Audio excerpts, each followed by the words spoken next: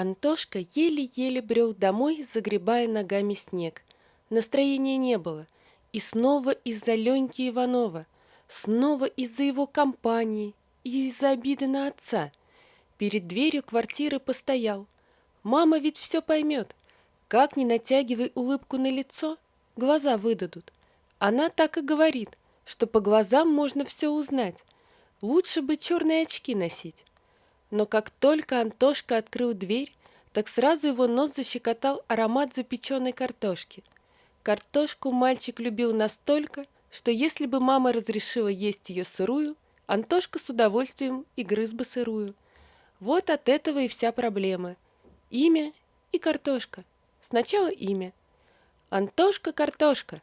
Вроде и не так обидно все начиналось со стороны одноклассников, третьеклассников. А потом понеслось. «Антошка, иди копать картошку!» Ленька Иванов, лидер класса, отсекал все попытки Антошки присоединиться к игре. А он и не очень-то хотел. Просто учительница Елена Сергеевна говорила, чтобы новенький не стеснялся. Мол, иди с ребятами поиграй. Когда же Ленька спросил, кто его родители, Антошка ответил: «Мама в больнице медсестрой, папа». Мальчик замолчал на мгновение и тихо произнес: «Спасатель». Ленька внимательно посмотрел на новенького. Про маму ладно, в поселке многие мамы работали при больнице. А вот отец... То ли завидно стало Леньке, у него-то отец любитель посиделок с мужиками, то ли не поверил. Оглянулся на компанию одноклассников. «Вы слышали? У него папа спасатель», произнес по слогам, рассмеялся. «И кого он спасает? Бабушкам картошку с огорода выкапывает». Компания поддержала недружно. И первый раз, как он пришел в школу, Ленька почувствовал себя неловко. С этой минуты ему хотелось с каждым разом поддевать Антошку все сильнее, обиднее. Ленька понимал, что перегнул палку, и ему нужно было скорее вернуть свое лидерство. Вот и сегодня все цеплял и цеплял Ленька Антошку, а потом и выпалил: «Да нет у тебя папаши». Тут он вспомнил, как мать с отцом ругались, мол, отец завел интрижку с Люськой из магазина. «Твой отец помогает какой-то тетке, а про вас и не думает». Антошка думал, что сейчас задохнется. Мало кто не увидел, как сжались его кулаки. И уж никто не ожидал, что тихий Антошка кинется на Леньку. Он колотил противника и кричал: «Мой папа спасатель! Спасатель!» Ленька же растерялся и не дал отпора. На шум в коридоре из класса вышла Елена Сергеевна, разняла драку. Антошка сел на пол, уткнулся лицом в колени и заревел. Он не слышал, как учительница сказала Леньке, но так, что слышали все: «У Антона есть папа, спасатель, он пропал». Ленька понимал, что по-хорошему надо попросить прощения, но это же Ленька Иванов, лидер класса. Проще не обращать внимания на Антошку. «Мам, я пришел!» — крикнул Антошка, скидывая обувь. Обида на Леньку комом стояла в горле и готова была вырваться слезами в любой момент. «Иди мой руки!» Оля выглянула в коридор, поцеловала сына, сразу почувствовала его настроение. «А что у нас случилось?»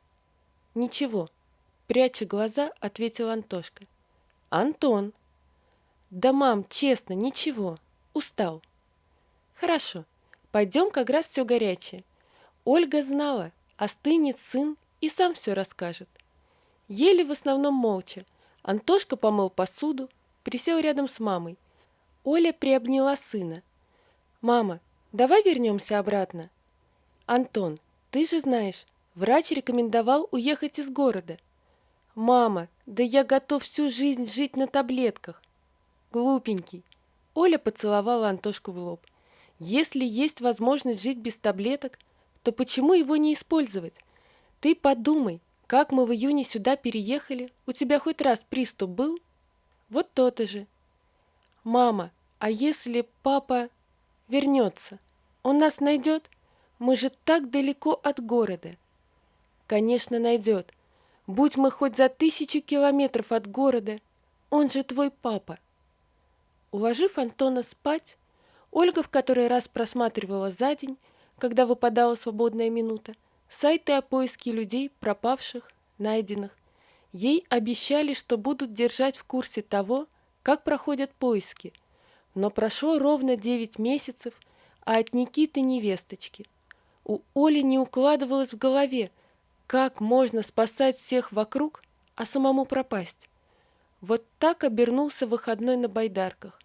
Напарника нашли, очнулся, вызвал помощь, прочесали все вдоль и поперек, Никиту не нашли. Да, у Антошки проблемы со здоровьем. Врач так и сказал. Хорошо бы к морю вам уехать. В любом случае, за 100 километров от города точно. Оля и рада была бы к морю переехать, если бы не Никита. Поэтому она купила квартиру в поселке. Можно было и дом с участком купить. Но, как Оля говорила, она ни в одном месте ни садовод, ни огородник. Чистый воздух есть. Свежие овощи у бабулек можно купить, молоко вкуснее городского, недалеко пруд, до озера пару остановок на автобусе. Оля могла бы не работать, но сидеть дома и ждать вестей невыносимо. Как раз в больницу требовались медсестры. Пришла весна. Пока по календарю. Все еще холодно, но уже улавливаешь в воздухе мартовские нотки. Лед на пруду становился все тоньше. Лишь бесстрашные утки разгуливали по холодной поверхности. Ватага ребят с криками повалила из дверей школы. Антошка направился к дому, когда его внимание привлекла компания Леньки. Не понимая, зачем он это делает, Антошка подошел к ним. Ленька держал за руку свою младшую сестру Леночку. Увидел Антошку. «Эй, ты, чего надо?» Антон промолчал. Ленька начал хорохориться перед ребятами. «Да я так миллион раз сделал. Пойдем, Ленка». «Лень, может, не надо? Я боюсь», — испугалась девочка. «Вот глупая, я же тебя за руку держать буду, и так мы быстрее домой попадем». Поняв, что задумал Ленька, Антошка сказал: «Нельзя сейчас на лед выходить». «Да ты что?» – протянул Ленька. «И кто это тебе сказал?» «Папа». Ленька хотел съязвить, но промолчал. Обернулся к сестре и сквозь зубы бросил: «Идем». На берегу все затаили дыхание. Антошка сейчас бы позвонил папе, но, увы. Вдруг Лена остановилась. Леня что-то сказал ей, обернулся к ребятам, помахал рукой, крикнул: «Все норм». И вдруг Лена провалилась. Лед начал трескаться. Ленька впал в ступор. Девочка уходила под лед. Антошка скинул ранец, куртку, осмотрелся, нигде нет никакой палки. Спустился к пруду, прошел немного, потом лег на живот и пополз. «Что стоишь?» — прикрикнул на Леньку, протянул руку, схватил девочку за куртку. «Помогай!» Ленька словно только понял, что произошло, снял ранец и... «Не кидай!» Послушал, тихонько положил. Но лед коварен, мальчишки провалились. Ленька вылез, потянул сестру на себя, Антошка выталкивал ее из воды. Последнее, что помнил мальчик, это звук сирены. Антошка проснулся от собственного кашля. Горло болело нещадно. Проснулся герой. Одна из женщин, навещавших своих детей, подошла к нему. «Сейчас твою маму позову». Ольга ворвалась в палату. Она как раз дежурила, когда сына привезли. Главврач сам успокоительное капал. Вернее, наливал. Ну и сам принял. Не каждый день к ним герои в больницу поступают. «Антошка!» Оля прижала сына к себе. «А если бы я тебя потеряла?» «Мама, я не мог по-другому», — сипло ответил Антошка. «Конечно, не мог». Оля заплакала. На следующий день в палату заглянул Ленька. Он старался сохранять серьезность, но почему-то не выходило. «Привет, Антошка!» «Привет!» – прохрипел он. «Ну ты как?» «Не говори, а то горло вон как болит». «Антон, спасибо!» Протянул руку и «прости». «Да ладно!» – Антошка улыбнулся. А как Лена? Лена в соседней палате. Антошка, если бы не ты... Договорить Ленька не смог. Слезы, не переставая, катились по щекам. Ладно, я пошел. Ты выздоравливай скорее. Вечером еще наши родители придут. Лень, слушай, а как они? Как? Всыпали мне по 1 число? Да ладно, не впервой. Все дни, что Антошка провел в больнице, его навещали Ленька, одноклассники, даже Елена Сергеевна и директор школы. Много друзей появилось у Антошки. Дело шло к выписке. В очередное дежурство, находясь в Сестринской на перерыве, Оля пила чай, когда зашла Василиса Ивановна, старшая медсестра. Господи, что творится в мире? Оля улыбнулась. Все знали привычку Василисы Ивановны жаловаться на все вокруг. Фраза всегда начиналась «Господи, что творится в мире?», а дальше следовало «Макароны подорожали, сократили рабочих на заводе, там-то наводнение, там землетрясение». Что случилось на этот раз? Из вежливости поинтересовалась Оля, поглядывая на часы. «Ты что, телевизор совсем не смотришь? Накрыли одну контору, людей содержали хуже, чем скотину, бедолаги. Ищут работу, их обманывают, документы не отдают. Говорят, один мужчина без памяти».